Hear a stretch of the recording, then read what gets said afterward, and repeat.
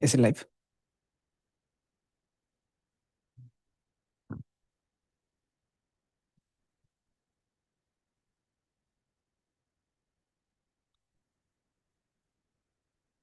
Is it live? Can someone confirm? In the YouTube?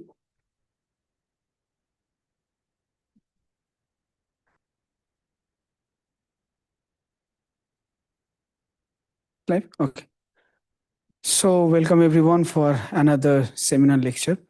So we are pleased to have Professor Biswabandan Panda here. So he's an associate professor in computer science department in Indian Institute of Technology, Bombay. So he primarily research on microarchitecture for performance as well as security.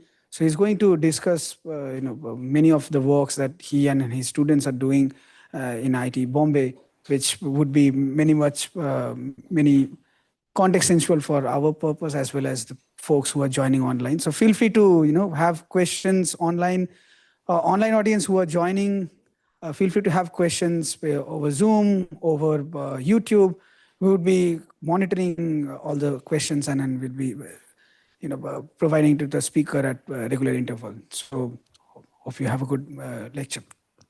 Okay, this one, the stage is yours. Thanks, Rahul.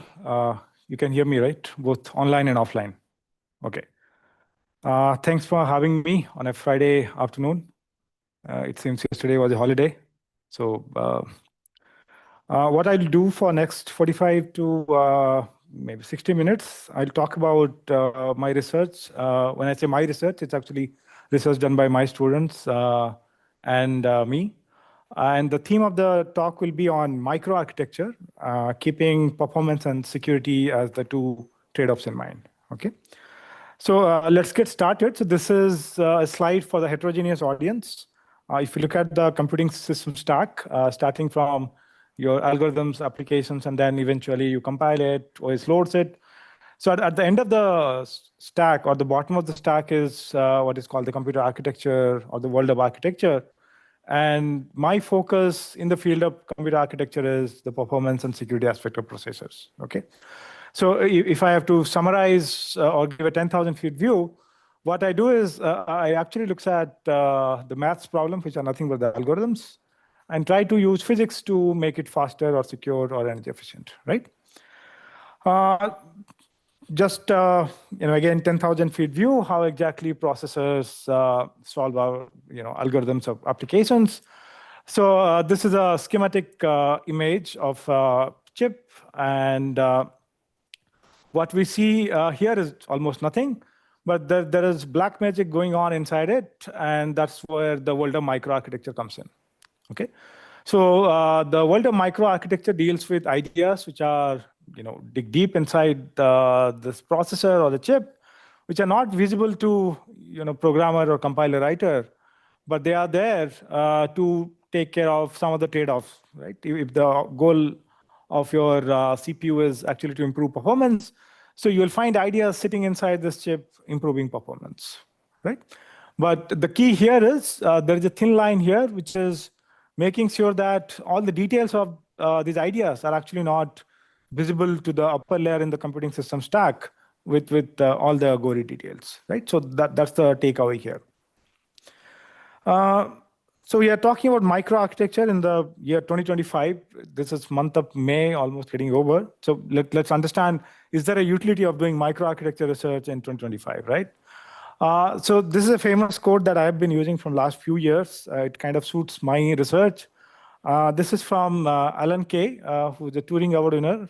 And he made a statement long ago, it's almost 35 years ago, that people who are really serious about software should make their own hardware, right? And yeah, this is really good in terms of a quote, but what's the reality?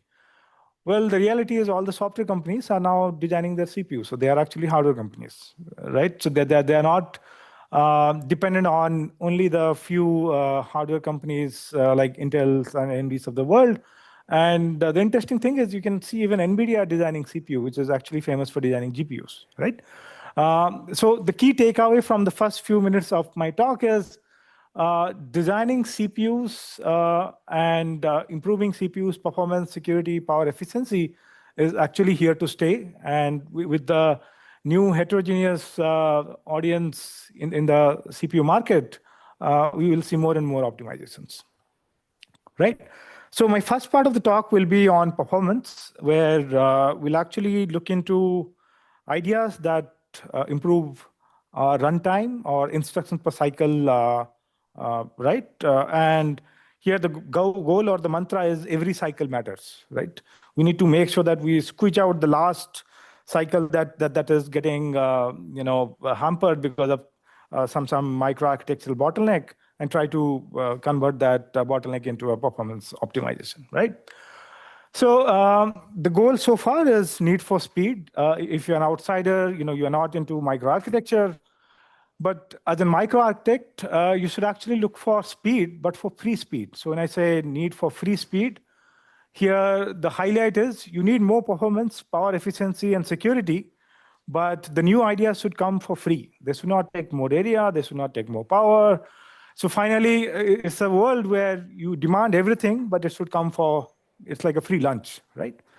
And that usually doesn't happen, but ideally we'll try to come up with ideas that takes care of these trade-offs. So these are like the conflicting trade-offs, okay? So with that background, let me jump into how exactly a CPU works and where exactly the bottlenecks are, right? So in this slide, you will see a box named core. This is actually the real CPU, the compute engine. These are the different caches in the multi-level cache hierarchy. This is the DRAM. For this part of the talk, I'll assume that our binary or the code, it fits into one of the cache level, which is called the instruction cache. And most of the time, we actually go to different levels of cache only to get the data. And if we don't get our data in one of the cache levels, we go to DRAM. So the CC stands here for cycles. If you go towards DRAM, it's actually hundreds of cycles. If you get your data from first level cache, few clock cycles, right? So ideally, you need your data to be there at L1D so that you can process your instructions faster, right? So this is one part of the story that I'll be talking about throughout the talk, and how to make sure that this guy actually doesn't wait or doesn't stall itself to get the data from the cache, right? So let's talk about a program that we are running on CPU. A simple program like web search that almost everyone uses every day. So this is a pie chart from a paper that appeared in HPC 2019, showing the memory hierarchy performance for web search. So web search is actually workload. And if you look at this plot or this pie chart, you will find that there are two events, or rather two microarchitectural bottlenecks in the form of this pie chart, which are contributing more than 50% of the overall bottleneck of the CPU, right? I talked about this backend memory bottleneck, which means the CPU is actually waiting for the data. I didn't talk about the retiring bottleneck, so this is something a bit subtle, but assuming you have already taken a course on computer architecture, I'll jump into it in a few seconds.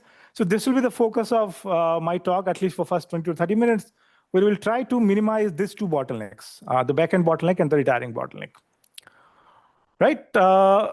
So the retiring bottleneck, I'll go through it later once we understand the backend bottleneck. As I said, backend is actually dealing with the data. Assuming the instruction is there, L1I cache, you get your front end delivery really fast. You mostly wait more and more data, and most of the time you wait for data either from these different levels of caches or you go to DRAM, right? So hiding this long latency DRAM access is actually key to mitigate the backend bottleneck. The retiring bottleneck, on the other hand, is actually pretty prominent in the case of a out-of-order processor. So in this slide, you will see that these are the instructions which are coming from the compiler. This is the programmer order. And they are entered into the pipeline of the processor, but these instructions are getting executed in an out-of-order way so that the throughput will improve. So that's what the CPU designers do.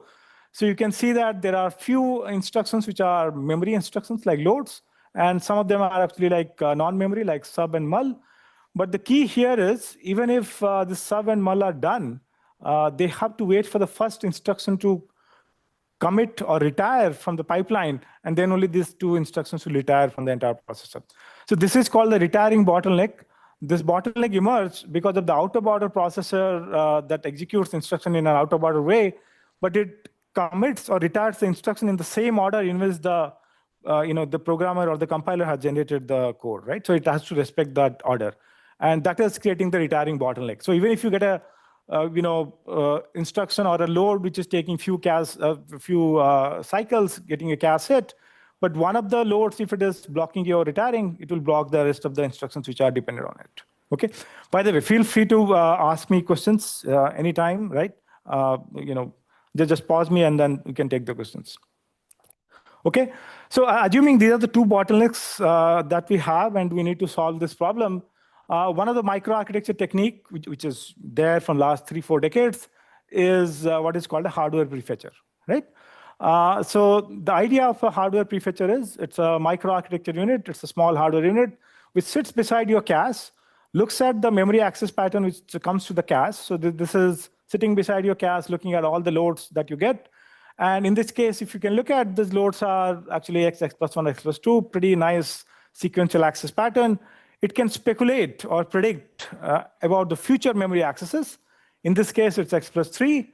And the idea is it goes to memory well ahead of time for the address x plus 3 and get the data back into the cache so that in future, when the CPU demands, you get a hit. So long story short, this is actually a latency hiding technique because it hides the latency. It brings the data before the process demands it, right? Now, ideally, if we think about the bottlenecks that we talked about, if we can have a L1D prefetcher that provides 100% L1 hit rate, then all these bottlenecks are actually gone, at least the retiring bottleneck. And the so-called, the famous memory wall problem will be actually rest in peace, right? But for that, you need a L1D prefetcher, which can make sure that after a few compulsory misses, you don't go to the outer levels of cache hierarchy and forget about cache, you don't go to DRAM. Right? That's the dreamy world that I'm talking about. So to make a case for this particular dreamy idea, I'm borrowing a slide from Micro 2024. This was a keynote from Intel. And if you look at the x-axis here, this shows the current CPU. It's a 5-wide CPU, which means 5 instructions enter into CPU in one go per clock cycle. And these are the different trends that you see if you have different microarchitecture ideas.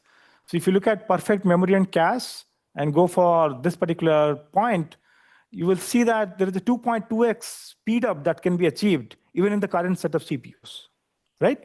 And if I make it futuristic, so if I go from left to right in this particular slide, and I start designing an extremely aggressive CPU where I start fetching 80 instructions per cycle, execute 80 to 100 instructions per cycle, then if you have a perfect cache, then the ideal numbers look really high, right? So we'll focus on this part of the plot, and as it shows that there is still miles to go to achieve this performance, we'll try to bridge this gap and mitigate this gap. Any questions here? Rahul? No, okay. So let's look at how exactly people have solved this problem. So as I talked about prefetchers, the community has been looking at L2 prefetchers. Why? Because L1 being tiny, you need to have a pretty tiny prefetcher. It has to be fit into your latency, power, bandwidth budget, and whatnot, right? So to design a L1 prefetcher, which is high performing, at the same time, it satisfies all the trade-off, right? You remember I started my talk saying that you need speed, but you need speed for free, right? Without affecting the existing sacrosanct design, right? And that's where most of the L1 prefetchers fail, and entire community, including industry, was actually spending time on designing L2 prefetchers. Okay. So these are some of the ideas that appeared in flagship architecture conferences. With the storage budget, lower the better, and these are the performance numbers compared to a processor that doesn't use any prefetching. These numbers are a bit old, exactly 5 years old.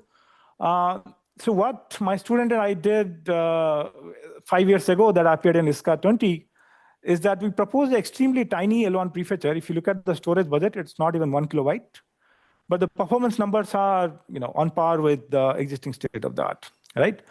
I won't go into the details and subtle nuances of this idea, but at a high level, what we did is, instead of designing a gigantic monolithic prefetcher that understands all kinds of memory access patterns, we actually take the motivation from the movie Transformers, right? You actually transform yourself depending on the memory access pattern, and there is no need to design one prefetcher for all. Instead, you can actually have small, tiny prefetchers that behave depending on the memory access pattern, right? So that trigger themselves, or they morph themselves into different prefetchers depending on the memory access pattern, right? And with that, you will see that there's 2% performance improvement, the IPC that I was talking about. But in the world of microarchitecture, 1% performance improvement in industry simulators is actually cause for celebration, right? But along with the 1%, you should have the insights, like why exactly you got the 1% and not like some random ideas giving 1%, right? So compared to other fields in the field, in computer architecture, microarchitecture numbers or the improvements are pretty marginal. But marginal improvement along with insights is what industry cares, right? So just to highlight this point, this is from ARM. And if you look at this number, these are actually performance improvements compared to the previous version of ARM processor, okay? And ARM apparently has 5 prefetchers at different levels of cache. And compared to their previous generation, they got 5.3% additional improvement, with the help of 5 prefetchers, right? So there are other ideas that are giving less than 1%, but still industry is actually vouching for that, right? So I hope I have motivated you guys enough to jump into microarchitecture research. Of course, it takes years to get 1%, but once you get the 1% along with the insight, it has all the research kick that you should get, right? Okay, so after the DISCA paper, we started looking into, did we solve this problem? Whether all the bottlenecks are actually gone? It turned out that when we actually tried to propose this L1 prefetcher, we didn't consider the other conflicting trade-offs, which is in the form of energy efficiency. So when you design a new idea, you say that, okay, it improves performance, but there are other metrics of interest, for example, energy efficiency. And the prefetcher that I talked about, in the worst case, can actually incur 50% energy overhead. Obviously, industry won't go for it. If you provide a prefetcher that improves performance by 2%, but incurs 50% additional energy, right? So where exactly is this problem? Where exactly the energy equation is coming out? So prefetching or hardware prefetching as a problem is actually a game of coverage and accuracy, okay? So to understand what exactly is coverage, what exactly is accuracy, let's understand some numbers here.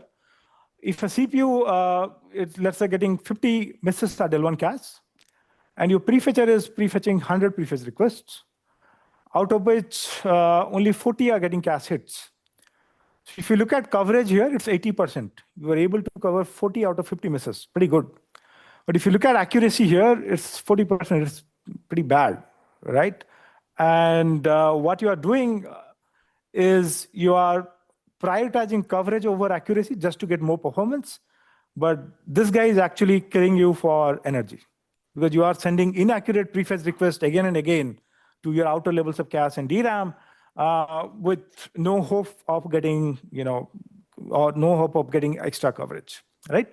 So this is a delicate problem with the two trade-offs of accuracy and coverage. So as I have already mentioned, coverage is actually the idea of what fraction of misses you cover, you convert misses into hits. Accuracy is what fraction of prefetch requests that provide hits, right? Ideally, you need 100% accuracy and 100% coverage so that all the problems will be solved, but we are far away from that. Right, so what we thought after that is, can we design a prefetcher where we actually take both an accuracy and coverage together instead of taking coverage as the primary citizen and accuracy just supports that coverage number. And as I have already established that useless prefetch requests actually are the cause for the high energy consumption, right? So the problem at our hand sometime around 2021 was, can we design an accurate prefetcher that provides high coverage, which means we'll get the similar performance or same performance, but at the same time, it should be energy efficient, which means we have to provide high accuracy also, right? To understand that, again, what we did is we went back into the community and see what exactly is the L1 prefetcher that is there in all our laptops and mobile phones. Well, it turns out Micro 1992 IP stride prefetcher, pretty common. It's there in all processors. What it does, it says for every instruction, it tries to understand the constant strides. Strides are nothing but difference in addresses. And once you start seeing those strides, you start prefetching based on those strides. Okay. The motivation for that is, if you look at this part of the code, the strides are different compared to this one. Right? The memory access, the jumps are actually to different strides, right? So this is all good. So why you need another L1 prefetcher which will actually take care of both coverage and accuracy. So when we started looking at IP stride, the accuracy of IP stride was around 50 to 60%, right? And our goal is to make it to up to 80, 90%, but at the same time, outperform IP stride significantly, because this is 30 years old prefetcher. So what we observe is pretty intuitive, pretty fundamental. So if you write a code and write memory or access your memory within a for loop, you can see a sequential access here, pretty good in terms of stride. Strides are plus ones, right? You can say that your IP stride prefetcher will provide 100% coverage and 100% accuracy. But there is an assumption here. The assumption is the CPU is actually executing your memory accesses in order, in the program order. But in real world, this is what you may see, right? And here the strides are not constant. You are seeing +2, -1, +2, right? And your IP stride prefetcher won't be able to cover this access at all. So what we need is, we need a prefetcher which can actually take care of this strides which are affected by an out-of-order processor. Make sure that you can capture them, provide high accuracy, and at the same time, high coverage. So what we decided that instead of going for IP stride prefetcher, let's go for IP delta. So I'm introducing a new term here. And the difference here is, if you look at this particular array access or the memory access, the strides are difference between the two consecutive memory accesses, right?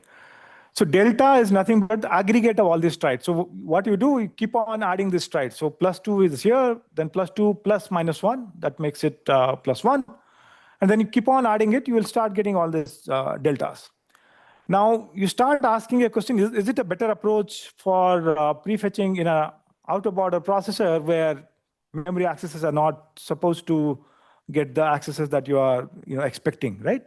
So if you look at here, +2, -1, +2, and if I start creating a delta out of here, it becomes +3, +2, -1, and +2, right? And this keeps on repeating. So if I start prefetching with a delta of +3, I'll be able to cover this memory access, which is pretty common in all kinds of memory accesses, right?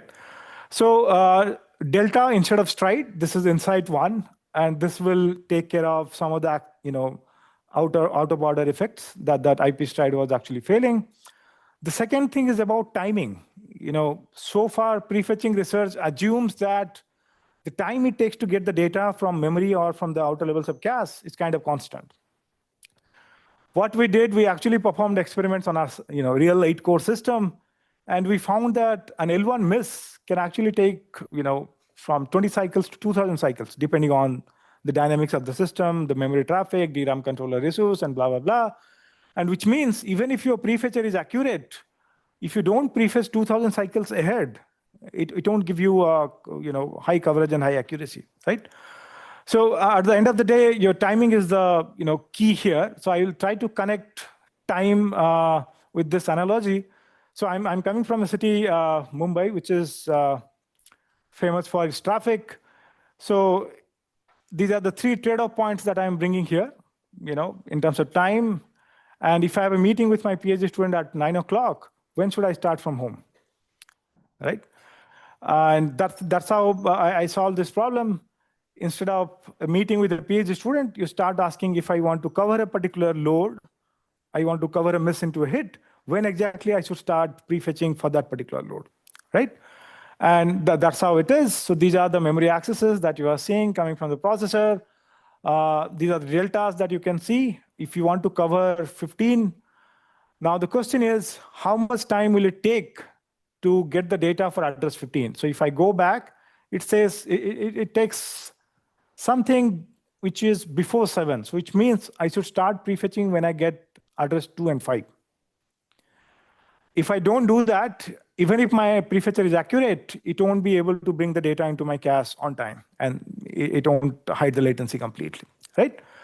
So with that, the research question at this point is, if you have this address 15 and if you want to cover it, when should you start prefetching and with what? So here the question is, if the latency to get the data for 15 is here, you should start prefetching either here or here. If you start here with delta 13, if you start here with delta 10, right? So what we did, we started looking into coverage of each of these deltas and try to find out whichever delta provides the maximum coverage, we start prefetching with that. So this is the insight from a 13-page paper that says, timely deltas that provide the best local coverage. Local here is per instruction, per load, is actually contributing to high global accuracy. Okay, so we have started this talk with a problem at hand that we need to optimize both coverage and accuracy. And this is a way where you can actually take care of both. And so what did we get? We got almost 90% accuracy, which is still a state of the art. It appeared in Micro 22. The energy issue that I talked about, in the worst case, it was 50%. It drops down to 11%. Again, it correlates with accuracy. Finally, you will talk about, or you will ask that, okay, what happened about performance? Energy, accuracy is all good. Okay, it actually outperformed the previous prefetcher by 3.5%, which is also a big deal. Once we published this, we started talking with industry. We found a few implementation complexity issues. So eventually, we wrote another paper that appeared in Transaction on Computers just a few months back, where we talk about a few of the implementation issues, how to make it more industry-oriented and not specific to like an academic paper, right? But there are no additional insights compared to the Micro 22 paper, okay? So this is the story so far. We started with the first paper that appeared at ISCA 20 about L1 prefetching. Then we added some extra storage, improved performance, reduced energy. Any questions before I jump into the next part? I have some couple of questions. Sure. So when we are talking about the delta getting messed up because stride getting messed up because of out of order execution, right? Mm-hmm. So is this an artifact that you are seeing only because the prefetcher is at L1 data cache, or is the artifact is also visible if you go below or farther away from L1? Right? Okay, so that's one question. The second, I answer now, or maybe I can just have another question. So and so in literature we have other types of prefetcher that takes care of this sort of reordering, right? Like a simple idea can be that I'm just looking at the footprint at a let's say page granularity, like higher than a cache line. So the idea is that whenever you are seeing a cache line, you are just simply going to set that bit, and that's going to take care of the reordering issue. Yeah. Right? So you can count the delta or stride from that spatial pattern, right? So would that help in this case? Okay. So I'll answer both one by one. So the first one about seeing out of order effect, is it limited to L1 or you can see that at L2? No, it's not only limited to L1, but remember, L1 prefetcher is closer to programmer. So when you go to L2 prefetcher, it's already filtered by L1. So you are bound to see non-constant strides anyway, right? Because you will have some L1 hits, right? But if you are seeing it at the L1, it makes a case that, okay, this is actually the out of order effect, right? So the second part of the question, yeah, you can actually go for page-based, region-based prefetcher like Bingo. We actually saw that, right? So the Bingo actually consumes almost 100 KBs if you want to cover all kinds of memory access pattern. Here we are talking about just 1 KB, right? So obviously you can go for that to mitigate all kinds of effect, but trade-off, storage, performance, and other things. Does that answer your question? I mean, yeah, it answers. So, but regarding the out of order effect not going, so L1, yes, we would see more complete Access pattern. address stream coming from the actual program, Mhm. but it would also have lots of unnecessary information. Like for example, multiple access going to the same cache line because you have, let's say, array of integers Got it. going strided, right? You So can make it cache line aligned and take care of that. yeah, exactly. So if we go for L2, so that L2 prefetches has the benefit, right? So it's filtered if I'm not only. denying that. So even if you look at the headroom that you see, right, bringing the entire out of order CPU with even if you have large ROB, right, hiding L2 mislatency is actually much more critical, right? But you also have this headroom. If you can hide L1 mislatency, then why not, right? So that's the pitch I have. Okay. Okay, so let me jump to the other trade-off that is extremely important. It's about scalability. Huh. Sure. Sorry. Do you know how much of that 11% is from like static energy consumption of the storage, like added storage, or? So these are actually dynamic energy consumption. This is not static energy. So good question, right? Because static energy is affected by ideas like power gating and other stuff, right? Your L2, L3 caches, they are turned off or they goes to drowsy mode if you don't get cache accesses. So that is anyway visible in your runtime, right? So if your program runs faster, you finish your program faster and you don't consume that much static energy. But these are dynamic energy numbers, right? So this directly correlates with your traffic, right? Yeah, so like a small follow-up on that is, or maybe this is the more interesting question I have. How much more storage can you add before that energy overhead, like storage for the prefetcher, before that Okay. energy overhead maybe increases above 11%? Okay, so we had a paper that appeared in Architecture Letters a few years ago where we actually looked into the energy consumption of the prefetchers itself, right? So the prefetchers, like what Rahul was suggesting, using a memory region and then trying to mitigate the out of order effects, they actually consume on the higher side, but otherwise, most of the time, the additional energy coming from the circuitry of prefetching itself is marginal. It's not that big time, right? Okay. Okay, thanks. So let's move on to the next part of the talk where I'll talk about scalability, right? Keeping hardware prefetching in mind.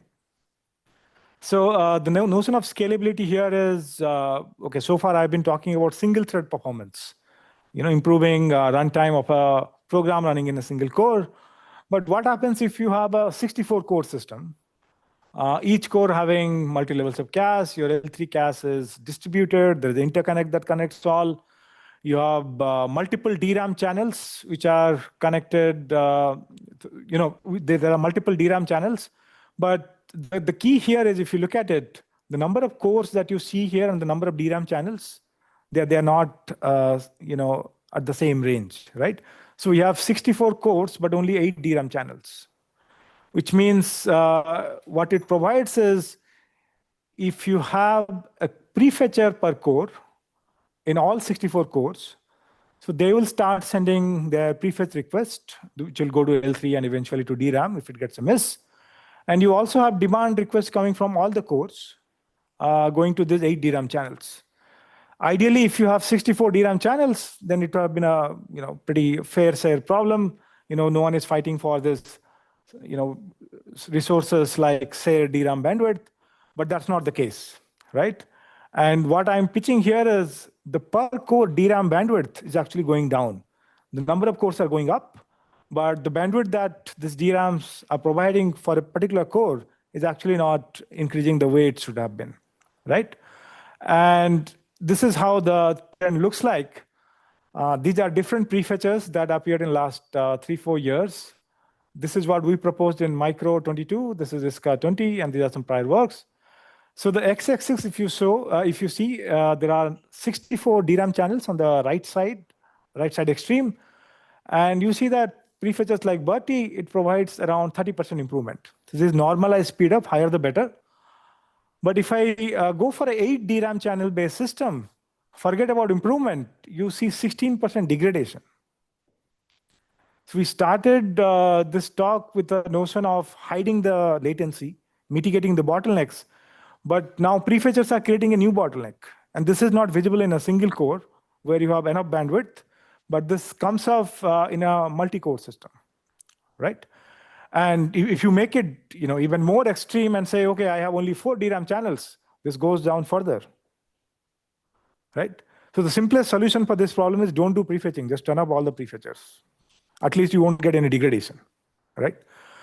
So what exactly is the germ of the problem? Like why exactly you're getting these degradations from a latency hiding technique? It was supposed to hide latency. So the problem is, again, I'll try to connect with Mumbai traffic. So Mumbai is a city, it's famous for its high rise and also for traffic. So this is my home. This is IIT Bombay. You can see plenty of high rise, thousands of cars, more and more people staying in the similar area or same area, right? The density is going up, which means it will become a latency problem, right? More and more people will actually be on the road. The time that used to take to reach office will now become longer, right? So the same thing here, and these are actually numbers from all the latest Intel and AMD servers. 64 cores, 8 channels, which means 8 cores, 1 DRAM channel. This is what is the problem, right? It's the problem of bandwidth. But since the bandwidth problem is not solved, it's manifesting itself as a latency problem, okay? This is the summary actually so far. Reduction in bandwidth is actually causing increase in latency, right? And what should be the goal? The goal should be to reduce the traffic at the DRAM. If you reduce that, you'll be able to solve this latency problem. So there are 2 approaches that are there in the community, keeping hardware prefetching in mind. The first one is, you drop the inaccurate prefetch request. If the prefetch requests are not accurate, what's the point of sending request? But I just talked about a prefetcher which is almost 90% accurate. So which means you won't drop any prefetch request. You will continue prefetching the way you are doing. The second is, you prefetch loads that are critical. So I'll define what exactly is critical. But before that, these are the ideas that we actually evaluated. It started from HPC 2007, feedback-directed prefetching. But mostly the accuracy was the primary metric that was defining the throttling decision, along with other secondary metrics like timeliness, pollution, and all. But if you apply that with Bertie, accuracy is almost 90%. All the time you'll say, yeah, you are doing good, keep on prefetching. That's what happened when we started applying these techniques on top of Bertie. You can't see numbers above 1 for 4 and 8 DRAM channels, which means they are not able to convert those extra slowdowns that we are getting into performance improvements, right? Idea 2 is you prefetch only for critical loads. Okay, I'll define what exactly criticality is. This is a pretty rich set of seminal works that appeared in ISCA from last 20 years or so, starting from ISCA 2001. The idea here is there are so many loads that are coming into pipeline. Look at which load is actually hogging the pipeline, and because of which all the other instructions are actually waiting for that particular load, right? So in this case, you can say that the first load is actually going to DRAM, but the other 2 loads are anyway going to L1, L2 cache.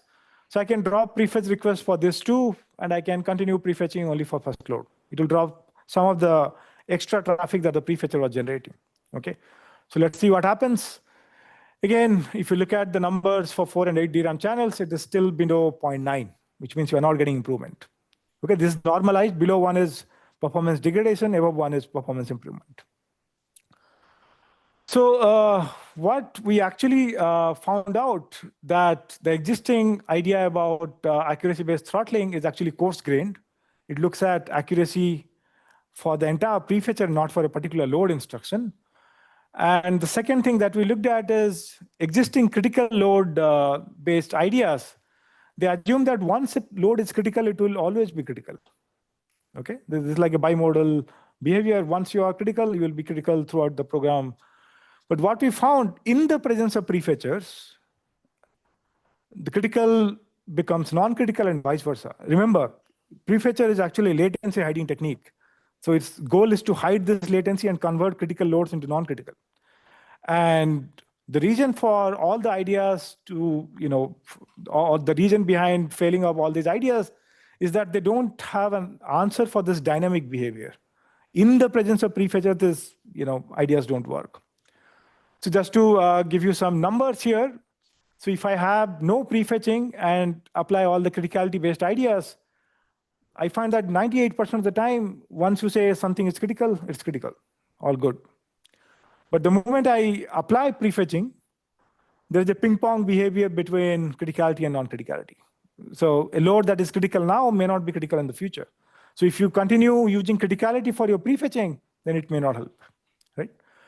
So what we propose instead is actually similar to the previous idea, but with the new microarchitecture signature to identify critical load. And then we put a filter beside the prefetcher that most of the time drop all the prefetch requests unless the load for which the prefetcher is prefetching is critical. And it asks the prefetcher whether you will be able to prefetch it accurately. So it's extremely fine-grained per load level. And it has a new way of identifying critical loads. Okay. So based on that, we are able to mitigate the redundant traffics, which takes care of the degradation that we are getting. Okay. So this is how we did. I won't talk about the detail of what exactly is the signature, but this is the research question that we asked.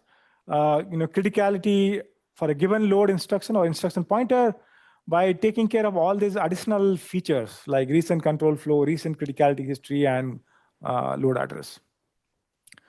So this is the takeaway compared to the previous Micro 22 paper. When we jumped into Micro 23, we are getting 24% slowdown, right, with Bertie.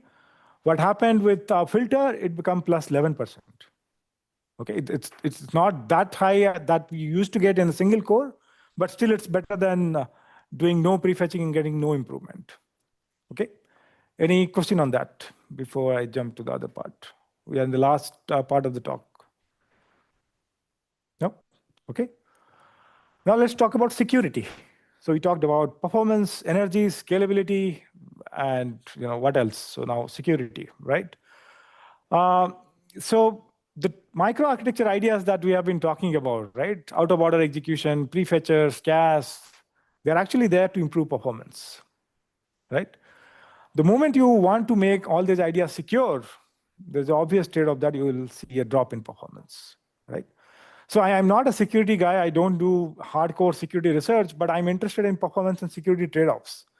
Because if I propose a new prefetcher and tomorrow someone say, oh, okay, because of security now there will be 10% drop, then whatever I have spent 3 years on, it's gone, right?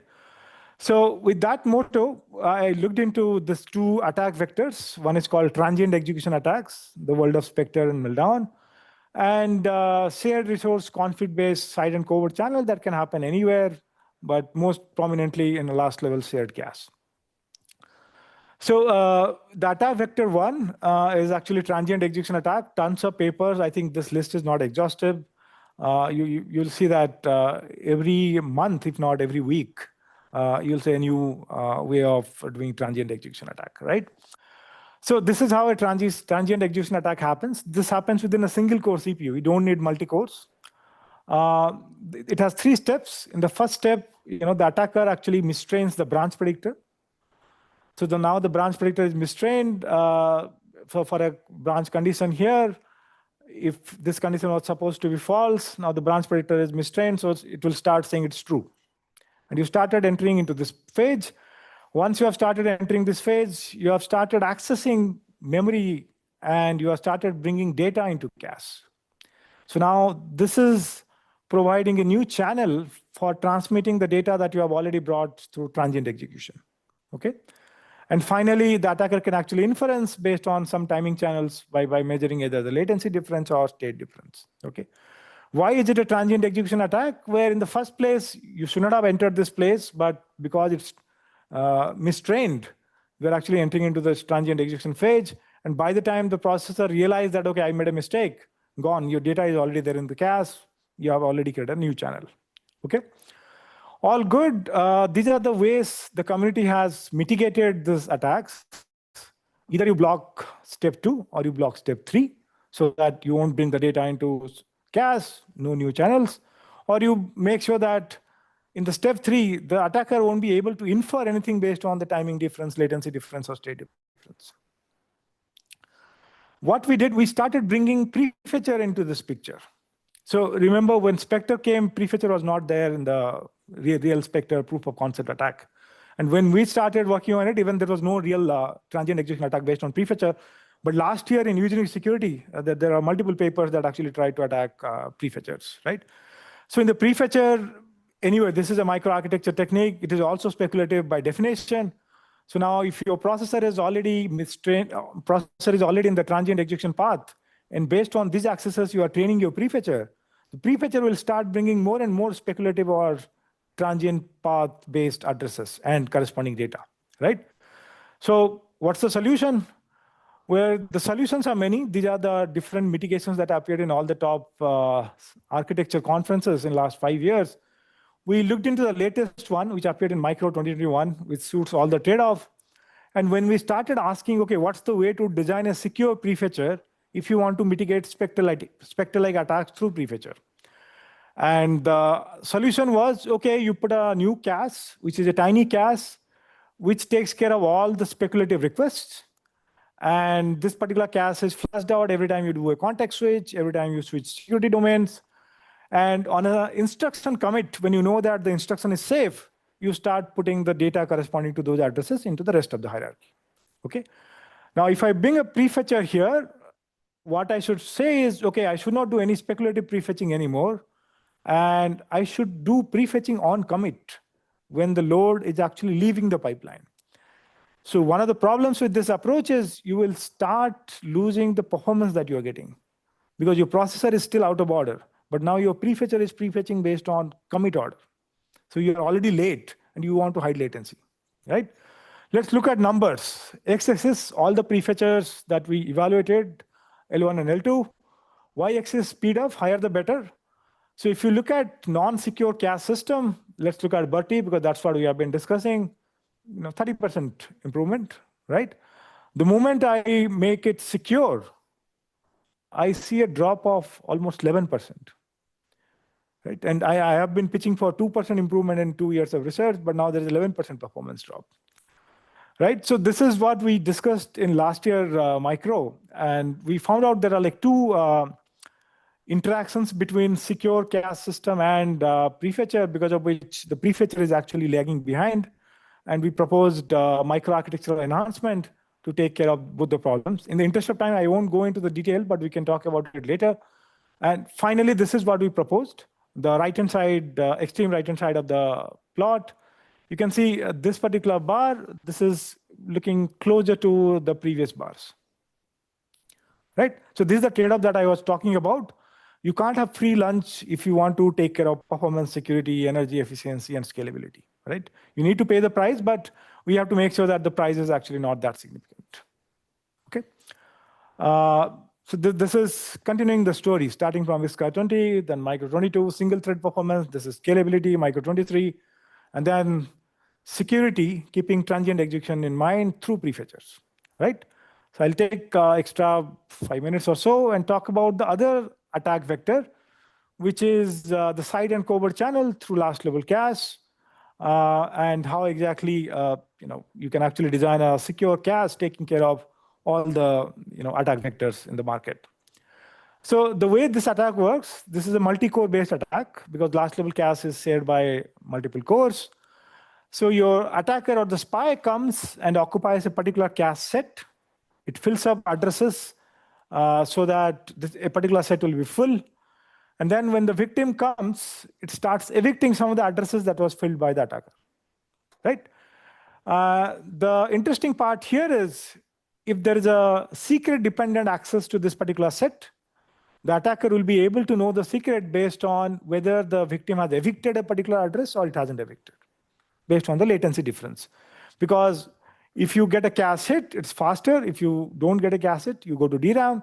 Based on that timing or the latency difference, the spy can actually deduce the secret, assuming there is a secret dependent access. So the key here is what is called a set associative eviction. In a set associative case, if two different parties are causing conflicts leading to eviction, this is actually the germ of the problem. If you can eliminate set associative eviction, you can solve this problem. Okay. What's the solution so far that people have proposed? It's called randomized case. Tons of papers in top security conference and architecture conferences. Interesting things, all are broken. That in few months, not even years. Okay. What exactly is the solution to solve this problem? Okay, the solution can be just use a fully associative case. There is no concept of set anymore. Then there won't be any set associative eviction. Any address can come and sit anywhere. And when you want to kick out someone, you can go for a random replacement policy. So there is no deterministic mapping between a particular address X with a particular set Y, right? But as all of you know, that designing a large fully associative case is just impractical. It will demand extremely high amount of power and area and other things, right? So in using security, I think Gururaj was here 2 days ago. So he proposed this idea of Mirage. The idea is pretty cool. If you look at what he did, he said that, okay, my case has two things. One is called tag store, and other thing is called data store. Data store is where your actual data is stored. Tag stores is nothing but tags which are pointers to the data store. Okay? And when you evict something, your replacement policy actually looks at your tag store, and based on that, depending on the replacement policy, it kicks out entries. What he proposed is, can we have additional tag entries just to fool the attacker, so that every time there's a need for set associative eviction, you start evicting these additional entries. But there is no direct mapping between these entries with the data entries, right? And eventually he showed that for every set, if you have extra 5 invalid tags, they're not valid, they're not pointing to any data, you will start seeing 0 set associative eviction. That's all you want, right? Pretty good, awesome idea. When we looked into it, it mitigates the attack completely. It gives you a guarantee that you won't be able to mount an attack. Look at the storage and power overheads, 20%, which is huge, right? What we did, this is actually my undergrad students who presented at last year ISCA. They named it Maya. So Maya is a Hindi word which means illusion, similar to Mirage. What we did, we looked into Mirage and we said, okay, this is how Mirage looks like. You have a 16 MB last level cache, and you have a 4 MB tag store. And this tag store contributes to almost 20% extra area and power budget. Instead, can I do this? Can I shrink my data store from 16 MB to 12 MB? And I'll keep my tag store from 4 MB to 4.1 MB, almost similar, right? You'll say, what is the deal here? So the deal here is, remember, data entry is actually an entry that can, stores the data.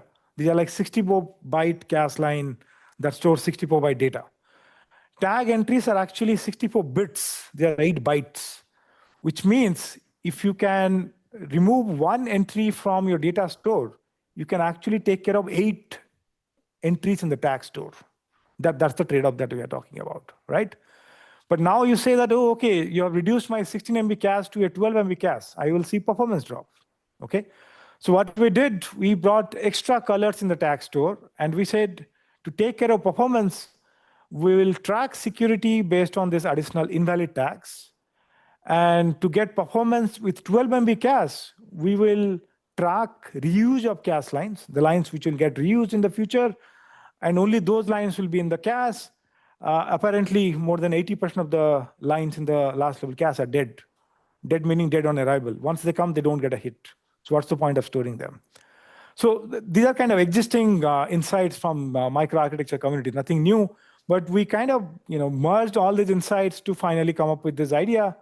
And if you look at the trade-off, Mirage was having 20% area overhead. This guy is now saving 28% area. Same security guarantee, but storage and power overheads are pretty awesome. The security model, the way we argue for security is what is called a bucket and ball model. The buckets are what is called the LLC sets. Balls are nothing but the accesses coming from processor or from attacker or the victim.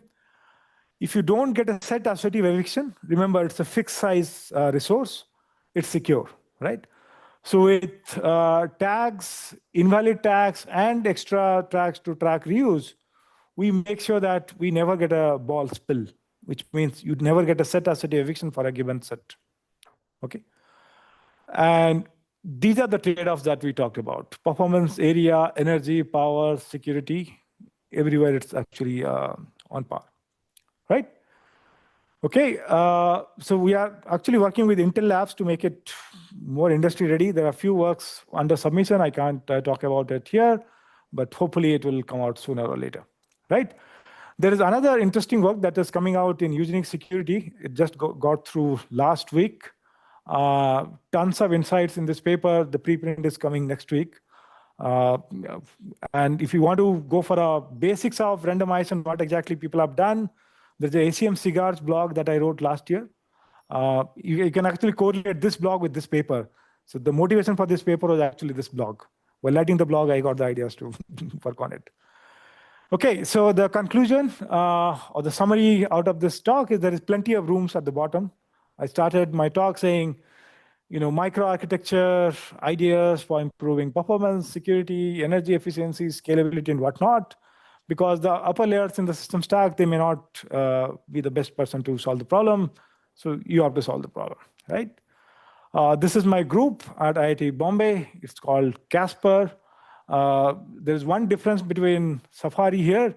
We have tons of undergrads along with masters and few PhDs in contrast with Safari here, right?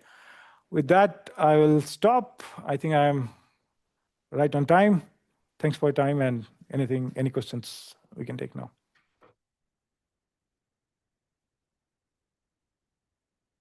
Maybe I can ask some questions. So, Sure. like,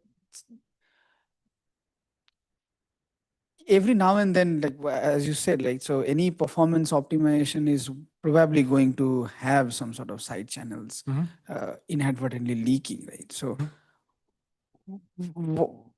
like, instead of fixing it, like as it is getting exposed, right?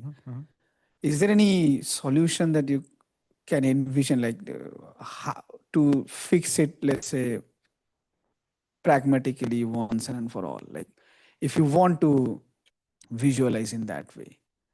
Okay, yeah, so that's a good question. So there are proposals which are already there in the community. It's not like people haven't worked on it, right? So the proposal like Ghost Minion that I talked about, which appeared in Micro 2021. So it says if you want to mitigate transient execution attack, not only in CAS, anywhere, right? CAS, TLB, MSHRs, fill buffers, queues, right? They actually made a solid statement that if you respect the statement, then it will take care of all the transient execution attack, right?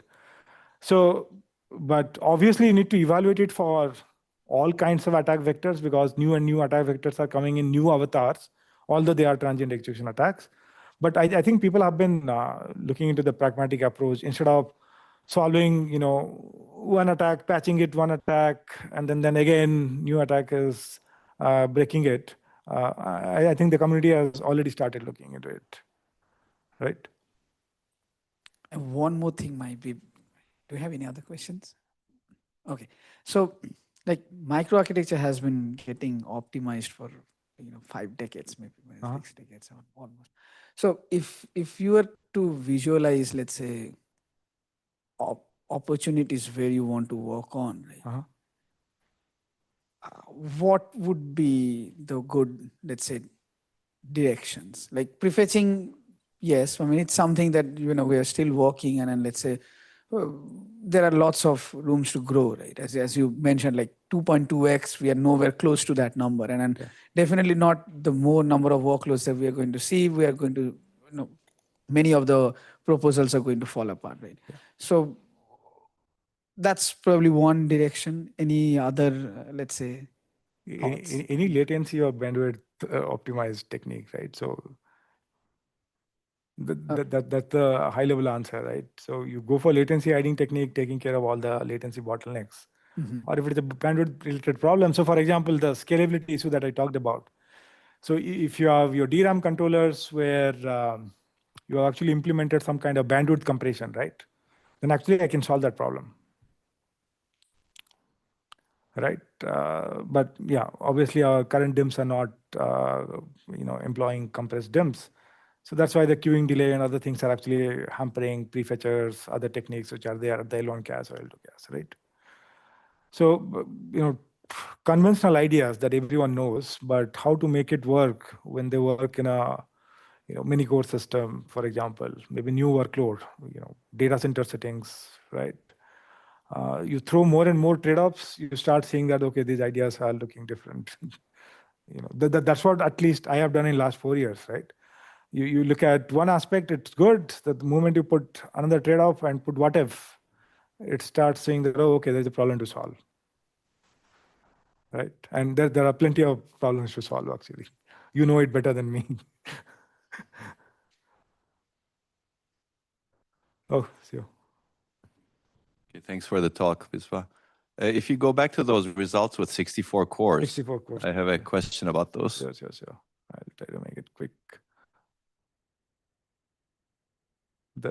First question is, what kind of cores are they? Are they like very heavy, out of order These are cores? heavy out of order Okay, cores. that's expensive. Yeah. What kind of workloads are you executing here? Because the performance drop is very large, right, for 8 channels. Yeah. So these are spec 2017 in spec rate mode. So you can assume 64 copies of MCF running concurrently, banging 8 DRAM channels. Okay, I mean, that's a very heavy workload. I agree. Yeah. Okay, in that case, you can get that. But there's no throttling employed in these results, at least. But No. Everything is employed as per the state of the art. Okay. Throttling is there at all the levels, wherever you can. Okay. Both at the prefetcher level, even at the DRAM level, and also at the, I think even the DRAM scheduler was aware of the traffic and then the burstiness, and based on that, it was doing throttling and all. Right? Throttling of the prefetcher? No, both. I think, if I remember correctly, I implemented the fairness based source throttling, right? And that actually affected the prefetchers too, right? Yeah. In this scenario. Okay. Right. I mean, you mentioned there was HPAC, but it was in the next slide, right? I think in the paper. I think in the paper it was there. I remember. Oh yeah, I see that. This was a single author paper, so I coded it, so I remember. So say it again, sorry. So this was a single author paper, so I coded it, so I remember. Oh, okay, I see. Yeah. Right. Yeah. I looked into almost all the ideas that are there in last 20, 30 years. Okay. Yeah.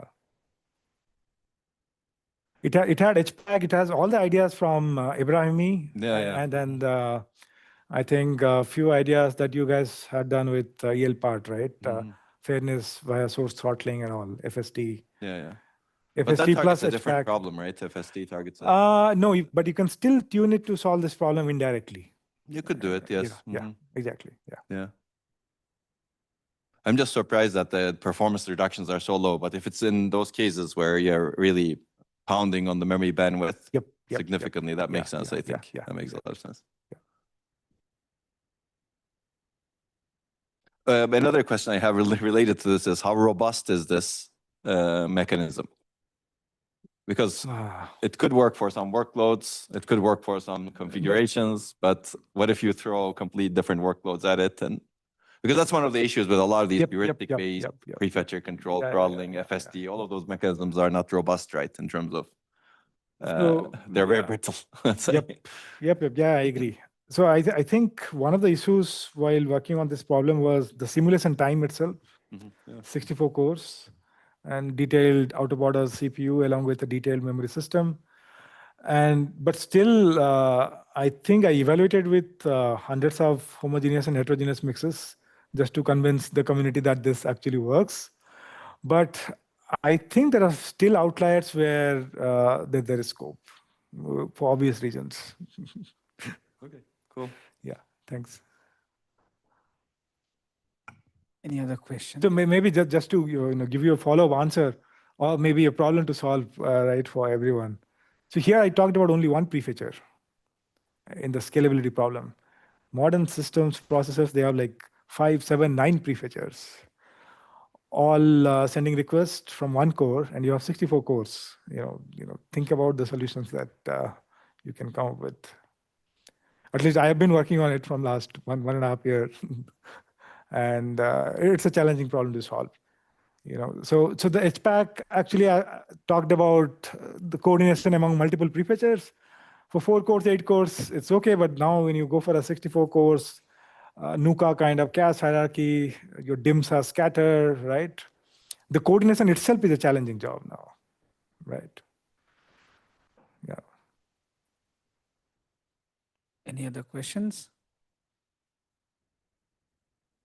Okay, if not, then maybe we can thank the speaker. Okay, thanks. Thanks everyone for the questions. And thanks everyone for joining.